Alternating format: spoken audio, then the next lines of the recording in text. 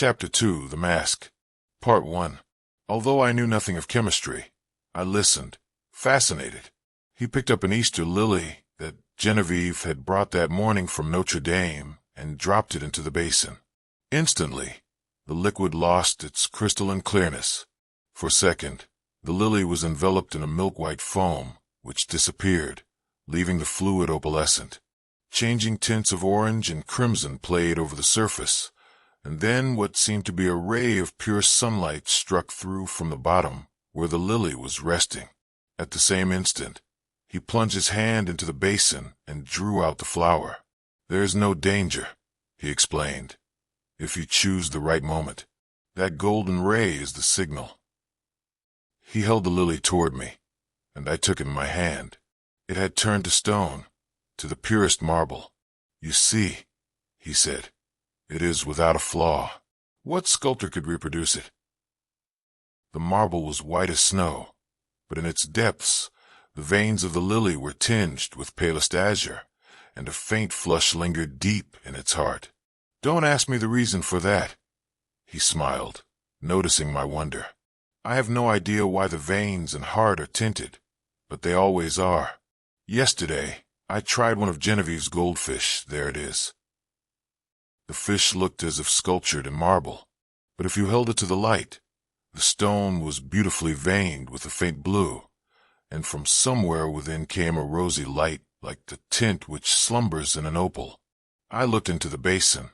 Once more, it seemed filled with the clearest crystal. "Should I touch it now?" I demanded. "I don't know," he replied, "but you had better not try." "There's one thing I'm curious about," I said, "and that is where the ray of sunlight came from." "It looked like a sunbeam, true enough," he said. "I don't know. It always comes when I immerse any living thing. Perhaps," he continued, smiling, "perhaps it is the vital spark of the creature escaping to the source from whence it came." I saw he was mocking and threatened him with a mouse stick, but he only laughed and changed the subject. "Stay for lunch. Genevieve will be here directly." "I saw her going to early mass," I said, "and she looked as fresh and sweet as that lily, before you destroyed it." "Do you think I destroyed it?" said Boris gravely. "Destroyed, preserved, how can we tell?" We sat in the corner of a studio near his unfinished group of the Fates. He leaned back on the sofa, twirling a sculptor's chisel and squinting at his work. "By the way," he said, "I have finished pointing out that old academic Ariadne, and I suppose it will have to go to the salon. It's all I have ready this year, but after the success the Madonna brought me, I feel ashamed to send a thing like that." The Madonna, an exquisite marble for which Genevieve had sat, had been the sensation of last year's salon. I looked at the Ariadne. It was a magnificent piece of technical work, but I agreed with Boris that the world would expect something better of him than that. Still, it was impossible now to think of finishing in time for the salon that splendid, terrible group half-shrouded in the marble behind me. The Fates would have to wait. We were proud of Boris Yvain. We claimed him, and he claimed us on the strength of his having been born in America, although his father was French and his mother was Russian. Everyone in the Beaux-Arts called him Boris, and yet there were only two of us whom he addressed in the same familiar way, Jack Scott and myself. Perhaps my being in love with Genevieve had something to do with his affection for me. Not that it had ever been acknowledged between us, but after all was settled, and she had told me with tears in her eyes that it was Boris whom she loved, I went over to his house and congratulated him. The perfect cordiality of that interview did not deceive either of us, I always believed, although to one at least, it was a great comfort. I do not think he and Genevieve ever spoke of the matter together, but Boris knew. Genevieve was lovely. The Madonna-like purity of her face might have been inspired by the Sanctus in Gounod's Massachusetts, but I was always glad when she changed that mood for what we called her April maneuvers. She was often as variable as an April day. In the morning, grave, dignified, and sweet. At noon, laughing, capricious. At evening, whatever one least expected. I preferred her so rather than in that Madonna-like tranquility which stirred the depths of my heart. I was dreaming of Genevieve when he spoke again. "What do you think of my discovery, Alec?" "I think it's wonderful. I shall make no use of it, you know, beyond satisfying my own curiosity as far as may be, and the secret will die with me." "It would be rather a blow to sculpture, would it not? We painters lose more than we ever gain by photography." Boris nodded, playing with the edge of the chisel. This new, vicious discovery would corrupt the world of art. "No, I shall never confide the secret to anyone," he said slowly. "It would be hard to find anyone less informed about such phenomena than myself. But of course, I had heard of mineral springs so saturated with silica that the leaves and twigs which fell into them were turned to stone after a time. I dimly comprehended the process, how the silica replaced the vegetable matter, atom by atom, and the result was a duplicate of the object in stone. This, I confess, had never interested me greatly, and as for the ancient fossils thus produced, they disgusted me. Boris, it appeared, feeling curiosity instead of repugnance, had investigated the subject and had accidentally stumbled on a solution which, attacking the immersed object with the ferocity unheard of, in a second did the work of years. This was all I could make out of the strange story he had just been telling me. He spoke again after a long silence. "I am almost frightened when I think about what I have found. Scientists would go mad over the discovery. It was so simple, too. It discovered itself. When I think of that formula and that new element precipitated in metallic scales." "What new element?" "Oh, I haven't thought of naming it, and I don't believe I ever shall. There are enough precious metals now in the world to cut throats over." I pricked up my ears. "Have you struck gold, Boris?" "No, better. But see here, Alec," he laughed, starting up. "You and I have all we need in this world. Ah, how sinister and covetous you look already." I laughed too and told him I was devoured by the desire for gold, and we had better talk of something else. So when Genevieve came in shortly after, we had turned our backs on alchemy. Genevieve was dressed in silvery gray from head to foot. The light glinted along the soft curves of her fair hair as she turned her cheek to Boris. Then she saw me and returned my greeting. She had never before failed to blow me a kiss from the tips of her white fingers, and I promptly complained of the omission. She smiled and held out her hand, which dropped almost before it had touched mine. Then she said, looking at Boris, "You must ask Alec to stay for luncheon." This also was something new. She had always asked me herself until today. "I did," said Boris shortly. "And you said yes, I hope." She turned to me with a charming, conventional smile. I might have been an acquaintance of the day before yesterday. I made her a low bow. "Je vais bien à l'honneur, madame." But refusing to take up our usual bantering tone, she murmured a hospitable commonplace and disappeared.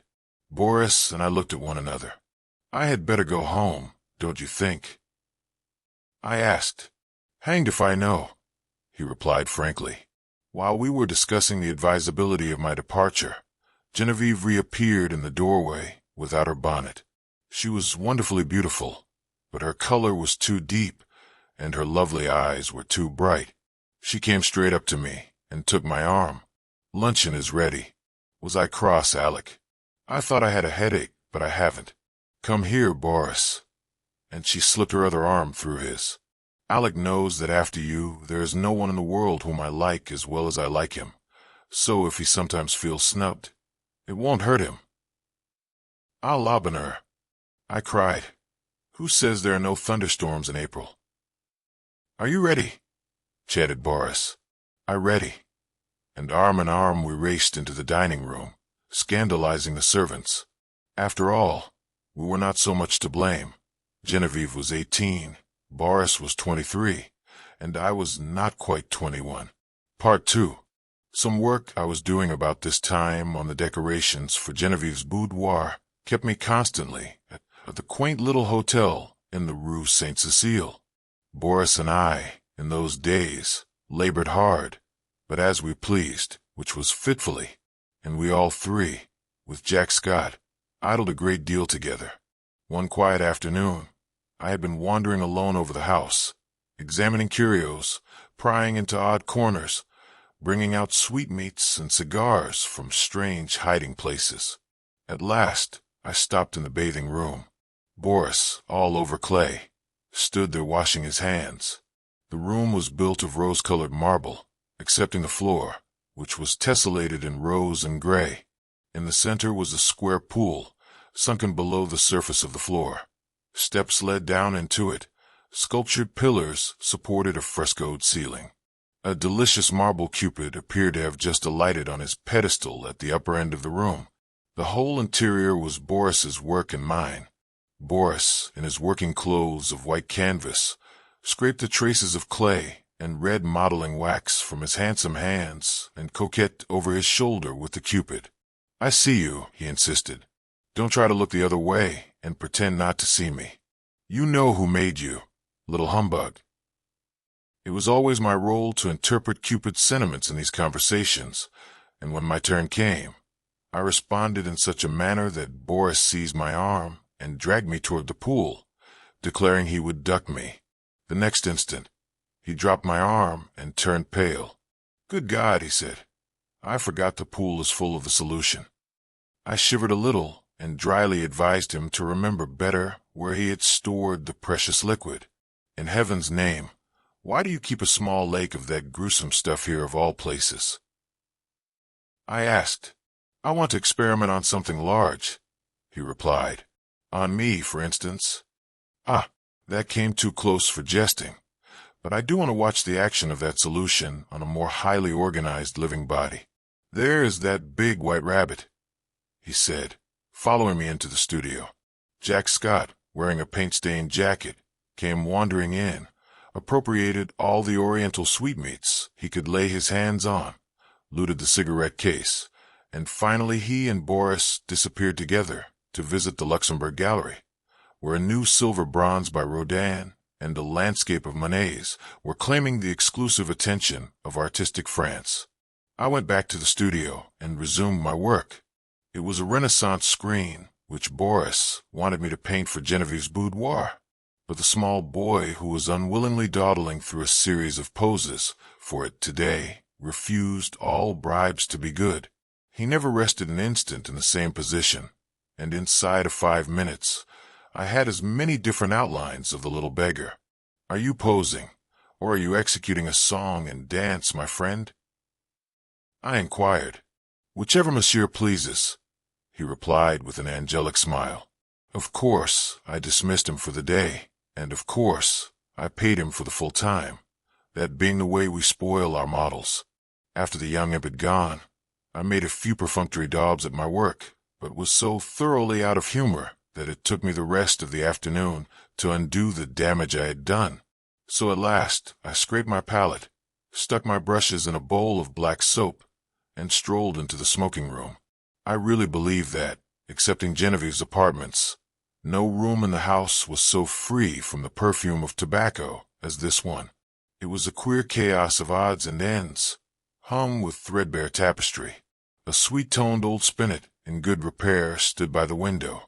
There were stands of weapons, some old and dull, others bright and modern, festoons of Indian and Turkish armor over the mantel, 2 or 3 good pictures, and a pipe rack. It was here that we used to come for new sensations in smoking. I doubt if any type of pipe ever existed which was not represented in that rack. When we had selected one, we immediately carried it somewhere else and smoked it, for the place was, on the whole, more gloomy and less inviting than any in the house. But this afternoon, the twilight was very soothing. The rugs and skins on the floor looked brown and soft and drowsy. The big couch was piled with cushions. I found my pipe and curled up there for an unaccustomed smoke in the smoking room. I had chosen one with a long, flexible stem, and lighting it, fell to dreaming. After a while, it went out, but I did not stir. I dreamed on and presently fell asleep. I awoke to the saddest music I had ever heard. The room was quite dark. I had no idea what time it was. A ray of moonlight silvered one edge of the old spinet, and the polished wood seemed to exhale the sounds as perfume floats above a box of sandalwood. Someone rose in the darkness and came away weeping quietly, and I was fool enough to cry out, "Genevieve." She dropped at my voice, and I had time to curse myself while I made a light and tried to raise her from the floor. She shrank away with a murmur of pain. She was very quiet and asked for Boris. I carried her to the divan and went to look for him, but he was not in the house, and the servants were gone to bed. Perplexed and anxious, I hurried back to Genevieve. She lay where I had left her, looking very white. "I can't find Boris nor any of the servants," I said. "I know," she answered faintly. "Boris has gone to Epp with Mr. Scott. I did not remember when I sent you for him just now. But he can't get back in that case before tomorrow afternoon. And are you hurt? Did I frighten you into falling? What an awful fool I am, but I was only half awake. Boris thought you had gone home before dinner. Do please excuse us for letting you stay here all this time." "I have had a long nap," I laughed, so sound that I did not know whether I was still asleep or not when I found myself staring at a figure that was moving toward me and called out your name. "Have you been trying the old spinet? You must have played very softly.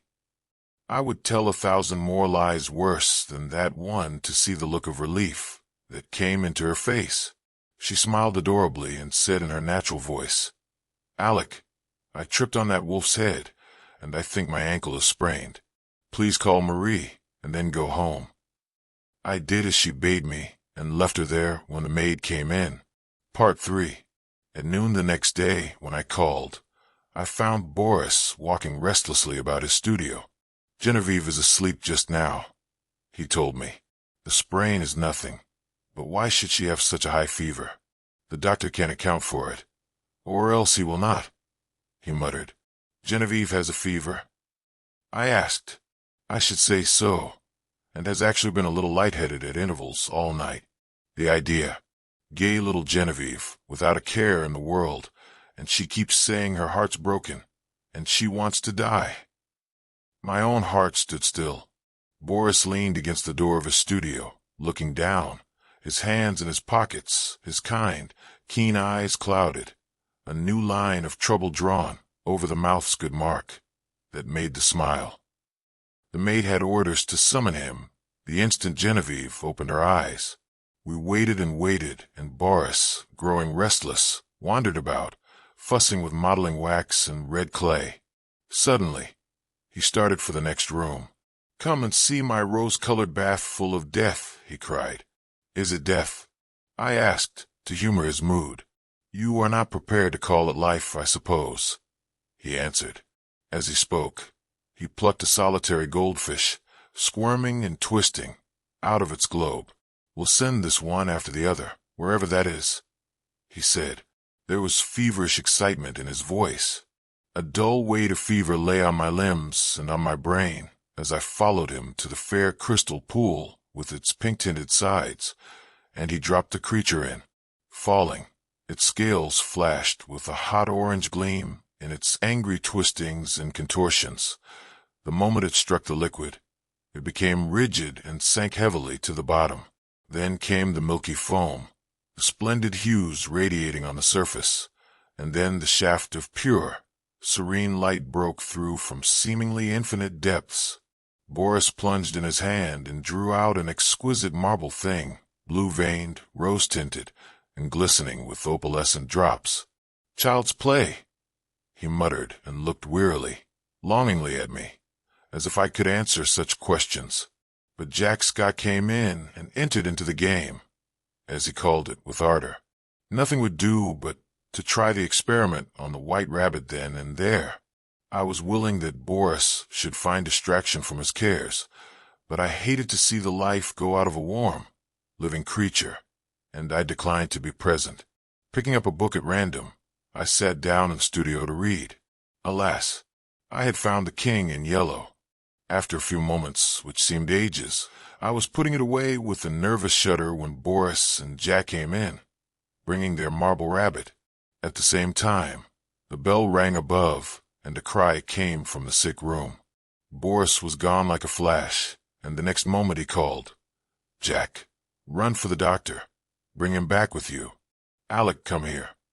I went and stood at her door. A frightened maid came out in haste and ran away to fetch some remedy. Genevieve, sitting bolt upright, with crimson cheeks and glittering eyes, babbled incessantly and resisted Boris's gentle restraint. He called me to help. At my first touch, she sighed and sank back, closing her eyes, and then, as we still bent above her, she opened them again, looked straight into Boris's face, poor fever-crazed girl, and told her secret. At the same instant, our 3 lives turned into new channels. The bond that held us so long together snapped forever, and a new bond was forged in its place, for she had spoken my name, and as the fever tortured her, her heart poured out its load of hidden sorrow. Amazed and dumb, I bowed my head, while my face burned like a live coal, and the blood surged in my ears, stupefying me with its clamor. Incapable of movement, incapable of speech, I listened to her feverish words in an agony of shame and sorrow. I could not silence her. I could not look at Boris. Then I felt an arm upon my shoulder, and Boris turned a bloodless face to mine. "It is not your fault, Alec. Don't grieve so if she loves you." But he could not finish, and as the doctor stepped swiftly into the room, saying, "Ah, the fever," I seized Jack Scott and hurried him to the street, saying, Boris would rather be alone. We crossed the street to our own apartments, and that night, seeing I was going to be ill too, he went for the doctor again. The last thing I recollect with any distinctness was hearing Jack say, "For heaven's sake, doctor, what ails him to wear a face like that?" And I thought of the King in Yellow and the pallid mask. I was very ill, for the strain of 2 years which I had endured since that fatal May morning when Genevieve murmured, "I love you, but I think I love Boris best," told me at last. I had never imagined that it could become more than I could endure. Outwardly tranquil, I had deceived myself, although the inward battle raged night after night, and I, lying alone in my room, cursed myself for rebellious thoughts not loyal to Boris and unworthy of Genevieve. The morning always brought relief, and I returned to Genevieve and to my dear Boris with a heart washed clean by the tempests of the night.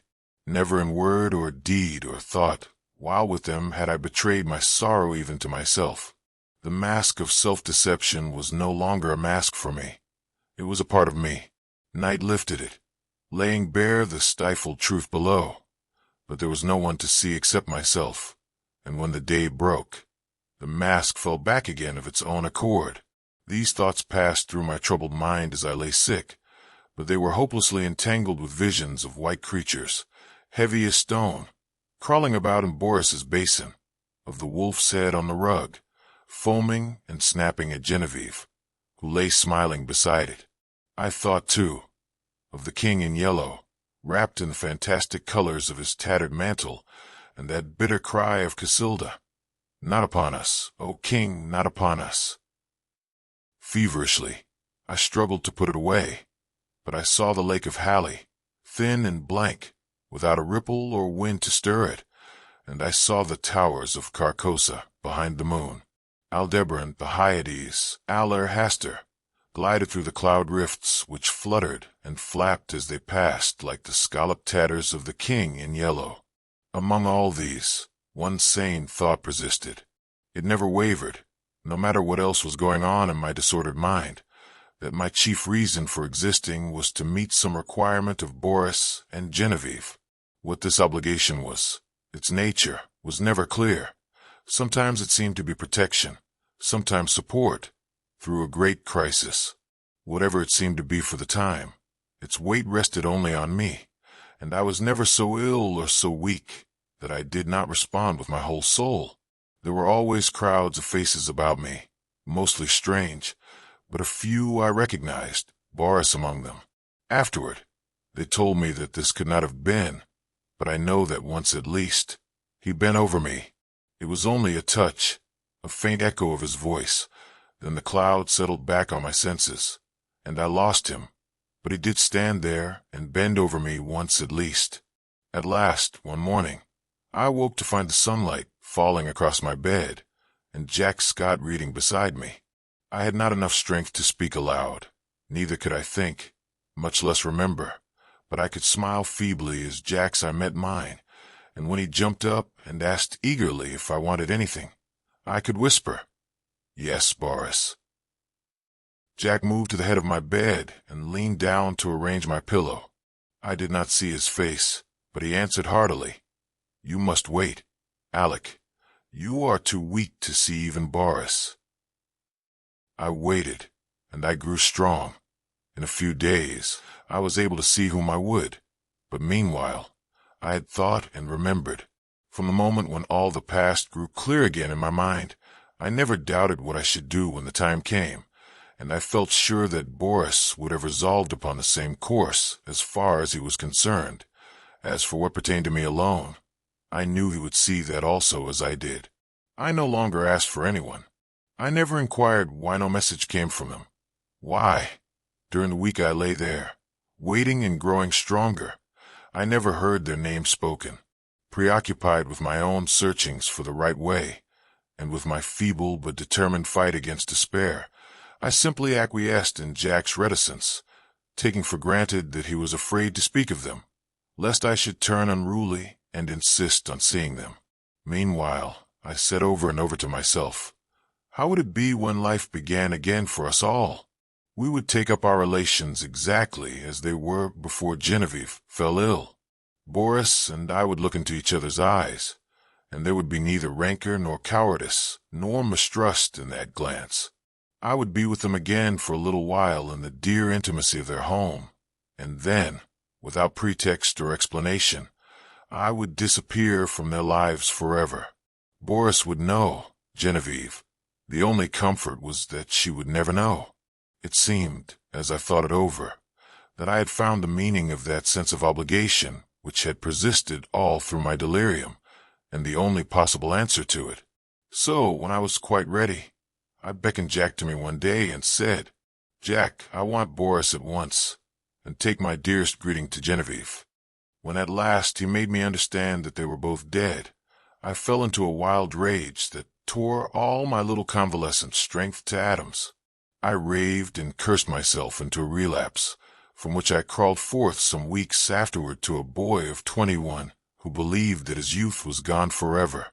I seemed to be past the capability of further suffering, and one day, when Jack handed me a letter and the keys to Boris's house, I took them without a tremor and asked him to tell me all. It was cruel of me to ask him, but there was no help for it, and he leaned wearily on his thin hands to reopen the wound which could never entirely heal. He began very quietly, "Alec, unless you have a clue that I know nothing about, you will not be able to explain any more than I know what has happened. I suspect that you would rather not hear these details, but you must learn them, else I would spare you the relation. God knows I wish I could be spared the telling. I shall use few words. That day, when I left you in the doctor's care and came back to Boris, I found him working on the fates.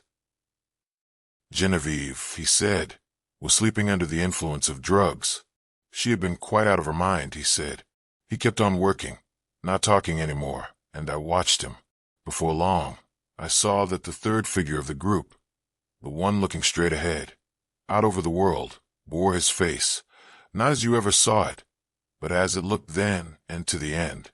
This is one thing for which I would like to find an explanation, but I never shall. Well, he worked and I watched him in silence, and we went on that way until nearly midnight. Then we heard the door open and shut sharply, and a swift rush in the next room. Boris sprang through the doorway, and I followed, but we were too late. She lay at the bottom of the pool, her hands across her breast. Then Boris shot himself through the heart. Jack stopped speaking. Drops of sweat stood under his eyes, and his thin cheeks twitched. I carried Boris to his room. Then I went back and let the hellish fluid out of the pool, and turning on all the water, washed the marble clean of every drop. When at length I dared ascend the steps, I found her lying there as white as snow. At last, when I had decided what was best to do, I went into the laboratory and first emptied the solution in the basin into the waste pipe. Then I poured the contents of every jar and bottle after it. There was wood in the fireplace, so I built a fire, and breaking the locks of Boris's cabinet, I burnt every paper, notebook, and letter that I found there. With a mallet from the studio, I smashed to pieces all the empty bottles, then loaded them into a coal scuttle. I carried them to the cellar and threw them over the red-hot bed of the furnace. 6 times I made the journey, and at last, not a vestige remained of anything which might again aid in seeking for the formula which Boris had found. Then at last, I dared call the doctor. He is a good man, and together we struggled to keep it from the public. Without him, I never could have succeeded. At last, we got the servants paid and sent away into the country, where old Rosier keeps them quiet with stories of Boris's and Genevieve's travels in distant lands, from whence they will not return for years. We buried Boris in the little cemetery of Sèvres. The doctor is a good creature, and knows when to pity a man who can bear no more. He gave a certificate of heart disease, and asked no questions of me. Then, lifting his head from his hands, he said, "Open the letter, Alec. It is for us both." I tore it open. It was Boris's will, dated a year before. He left everything to Genevieve, and in case of her dying childless, I was to take control of the house in the Rue Saint-Cécile, and Jacques got the management at Ept. On our deaths, the property reverted to his mother's family in Russia, with the exception of the sculptured marbles executed by himself. These he left to me. The page blurred under our eyes, and Jack got up and walked to the window. Presently, he returned and sat down again. I dreaded hearing what he was going to say, but he spoke with the same simplicity and gentleness. Genevieve lies before the Madonna in the marble room. The Madonna bends tenderly above her, and Genevieve smiles back into that calm face that never would have been except for her. His voice broke, but he grasped my hand, saying, "Courage, Alec." Next morning, he left for Ept to fulfill his trust. Part 4. The same evening, I took the keys and went into the house I had known so well. Everything was in order, but the silence was terrible.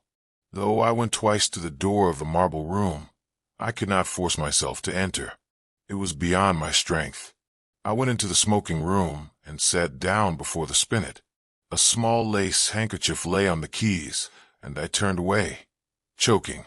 It was plain I could not stay, so I locked every door, every window, and the 3 front and back gates, and went away. Next morning, Alcide packed my valise, and leaving him in charge of my apartments, I took the Orient Express for Constantinople. During the 2 years that I wandered through the East, at first, in our letters, we never mentioned Genevieve and Boris, but gradually their names crept in. I recollect particularly a passage in one of Jack's letters replying to one of mine. "Would you tell me of seeing Boris bending over you while you lay ill, and feeling his touch on your face, and hearing his voice, of course, troubles me. This that you describe must have happened a fortnight after he died. I say to myself that you were dreaming, that it was part of your delirium, but the explanation does not satisfy me, nor would it you." Toward the end of the 2nd year, a letter came from Jack to me in India, so unlike anything that I had ever known of him that I decided to return at once to Paris. He wrote, "I am well, and sell all my pictures as artists do who have no need of money. I have not a care of my own, but I am more restless than if I had. I am unable to shake off a strange anxiety about you. It is not apprehension. It is rather a breathless expectancy of what, God knows. I can only say it is wearing me out. Nights I dream always of you and Boris. I can never recall anything afterward, but I wake in the morning with my heart beating, and all day the excitement increases until I fall asleep at night to recall the same experience. I am quite exhausted by it, and have determined to break up this morbid condition. I must see you. Shall I go to Bombay, or will you come to Paris?" I telegraphed him to expect me by the next steamer. When we met, I thought he had changed very little. He insisted, looked in splendid health. It was good to hear his voice again, and as we sat and chatted about what life still held for us, we felt that it was pleasant to be alive in the bright spring weather. We stayed in Paris together for a week, and then I went for a week to Ep with him. But first of all we went to the cemetery at Sèvres, where Boris lay. Shall we place the Fates in the little grove above him? Jack asked, and I answered, I think only the Madonna should watch over Boris's grave. But Jack was none the better for my homecoming. The dreams of which he could not retain even the least definite outline continued, and he said that at times the sense of breathless expectancy was suffocating. You see, I do you harm and not good. I said, try a change without me. So he started alone for a ramble among the Channel Islands, and I went back to Paris. I had not yet entered Boris's house, now mine, since my return, but I knew it must be done. It had been kept in order by Jack. There were servants there, so I gave up my own apartment and went there to live. Instead of the agitation I had feared, I found myself able to paint there tranquilly. I visited all the rooms, all but one. I could not bring myself to enter the marble room where Genevieve lay, and yet I felt a longing growing daily to look upon her face, to kneel beside her.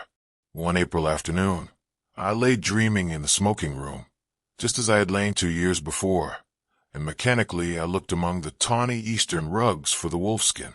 At last, I distinguished the pointed ears and flat, cruel head, and I thought of my dream where I saw Genevieve lying beside it. The helmets still hung against the threadbare tapestry, among them the old Spanish morion, which I remembered Genevieve had once put on when we were amusing ourselves with the ancient bits of mail. I turned my eyes to the spinet. Every yellow key seemed eloquent of her caressing hand, and I rose, drawn by the strength of my life's passion, to the sealed door of the marble room. The heavy door swung inward under my trembling hands. Sunlight poured through the window, tipping with gold the wings of Cupid, and lingered like a nimbus over the brows of the Madonna. Her tender face bent in compassion over a marble form so exquisitely pure that I knelt and signed myself. Genevieve lay in the shadow under the Madonna, and yet, through her white arms, I saw the pale azure vein, and beneath her softly clasped hands, the folds of her dress were tinged with rose, as if from some faint warm light within her breast. Bending, with a breaking heart, I touched the marble drapery with my lips, then crept back into the silent house. A maid came and brought me a letter, and I sat down in the little conservatory to read it. But as I was about to break the seal, seeing the girl lingering, I asked her what she wanted. She stammered something about a white rabbit that had been caught in the house, and asked what should be done with it. I told her to let it loose in the walled garden behind the house, and opened my letter. It was from Jack, but so incoherent that I thought he must have lost his reason. It was nothing but a series of prayers to me not to leave the house until he could get back. He could not tell me why. There were the dreams, he said. He could explain nothing, but he was sure that I must not leave the house in the Rue Saint-Cécile. As I finished reading, I raised my eyes and saw the same maidservant standing in the doorway, holding a glass dish in which 2 goldfish were swimming. Put them back into the tank, and tell me what you mean by interrupting me, I said, with a half-suppressed whimper. She emptied water and fish into an aquarium at the end of the conservatory, and turning to me, asked my permission to leave my service. She said people were playing tricks on her, evidently with the design of getting her into trouble. The marble rabbit had been stolen, and a live one had been brought into the house. The 2 beautiful marble fish were gone, and she had just found those common live things flopping on the dining room floor. I reassured her and sent her away, saying I would look at myself. I went into the studio. There was nothing there but my canvases and some casts, except the marble of the Easter lily. I saw it on a table across the room. Then I strode angrily over to it. But the flower I lifted from the table was fresh and fragile and filled the air with perfume. Then suddenly, I comprehended and sprang through the hallway to the marble room. The doors flew open, the sunlight streamed into my face, and through it, in a heavenly glory, the Madonna smiled, as Genevieve lifted her flushed face from her marble couch and opened her sleepy eyes.